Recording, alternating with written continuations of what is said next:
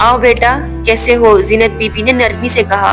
हम ठीक नहीं है माँ जी, सबकी जरूरतें हैं, आपको ये फैसला करना होगा। अख्तर के लहजे में सख्ती थी। फैसला तो तुम्हारे अब्बू कर गए थे बेटा, मैं तो बस उसे निभा रही हूँ। अख्तर के सब्र का पैमाना लबरेज हो गया।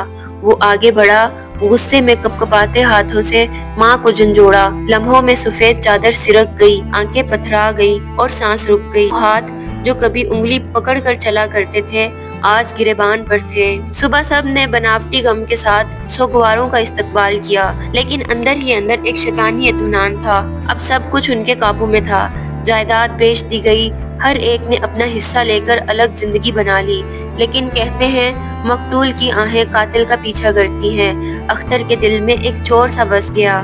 10 साल बाद अख्तर का कारोबार फला फूला, बच्चे बड़े हुए, मगर किसी में भी जिम्मेदारी न थी। लाखों रुपए उड़ाते। बेटों ने जब रकम कम मिलनी शुरू हुई तो वही मंजर दोहराया। गिरेबान पकड़ना, ताने देना, हक जताना। अख्तर अक्सर रातों को चौंक कर जाग जाता। उसे लगता जैसे वही तूफानी रात है। दरवाजा खुलेगा और उसका बेटा अंदर आएगा, वही सब कुछ दोहराएगा जो उसने अपनी माँ के साथ किया था।